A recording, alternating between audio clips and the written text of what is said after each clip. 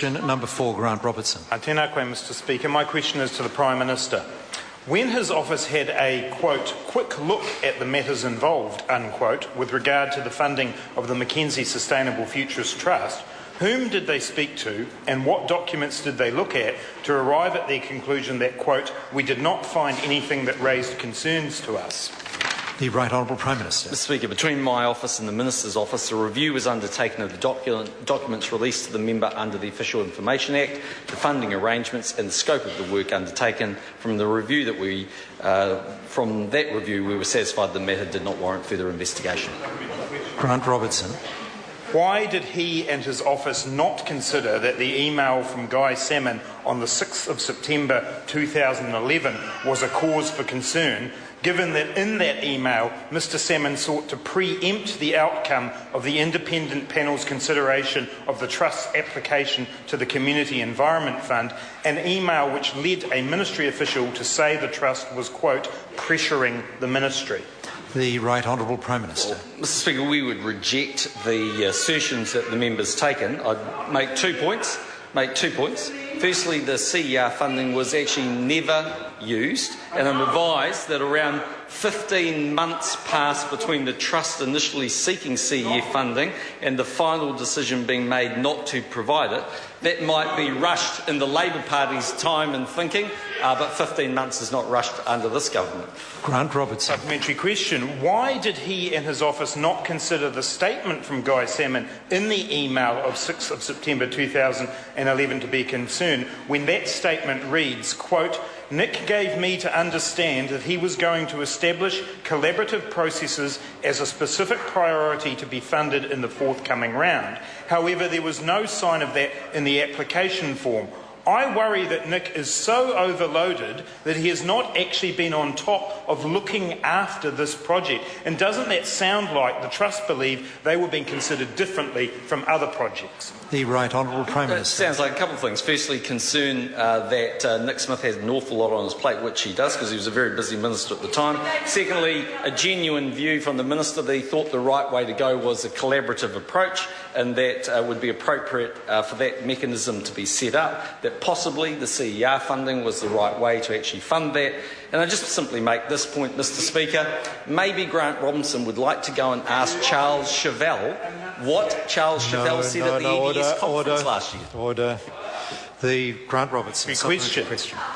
Why did his office not consider that there may be issues of concern about the treatment of a trust chaired by a National Party MP when a Ministry for the Environment official said in an email dated Monday the 29th of August 2011 that the registering of the trust on the Society's register was managed in quick time as a result of, quote, a special favour request? The Right Honourable Prime Minister. Mr Speaker, there's nothing unusual about trying to establish a process to resolve an important issue. And this issue was an issue of great concern that had over 10,000 submissions. I simply say to the member, go and ask Charles Chevelle to see what he said at the EDS conference. Grant Robertson. Does he accept that the funding of important and useful collaborative processes for dealing with environmental issues still need to be subject to the proper processes and transparency? The Right Honourable Prime Minister. Mr Speaker, yes. And that is why the CEF funding in the end was not actually used to fund the project, as the member should know. And I simply say to the member, go and ask Charles Chevelle what he said at the EDS conference. Grant Robertson. Does he believe that on the basis of the investigation of his office that the Mackenzie Sustainable Futures Trust received the same treatment as other applicants for ministry funding, particularly in light of the Ministry for the Environment indicating in official documents that they had spent 200 hours of staff time on the Trust's application between March and October 2011? The Right Honourable Prime Minister. The Trust did not get funding from CEF. The Trust ultimately got funding at the discretion of the Chief Executive of the Ministry for the Environment.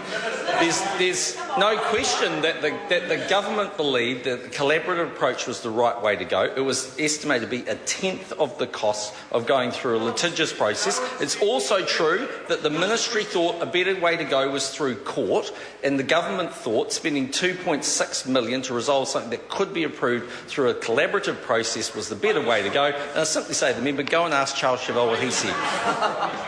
Grant Robertson. Why does the Prime Minister think that Ministry for the Environment officials raised serious concerns about the funding of the project? The Right Honourable Prime Minister. Well, Mr Speaker, there were people within the ministry that didn't like the collaborative approach and wanted to go to court.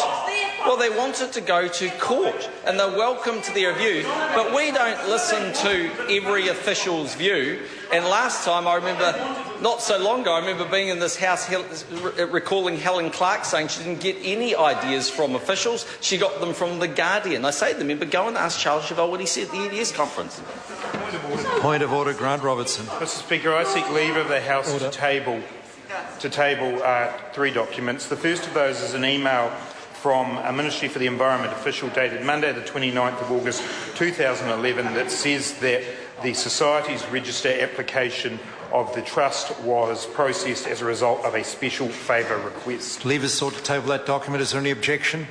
There is no objection. Point of order, Mr Speaker. Grant Robertson. I seek leave of the House to table an email from Guy Salmon dated Tuesday the 6th of September 2011 to Jackie Dean during which he seeks to preempt the outcome of the Community Environment Fund process. Leave is sought to table that document. Is there any objection?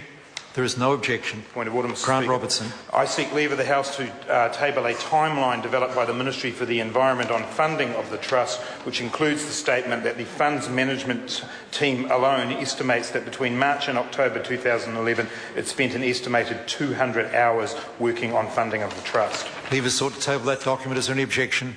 There is no objection. Question number 5, Melissa Lee. Tēnā koe e te mana.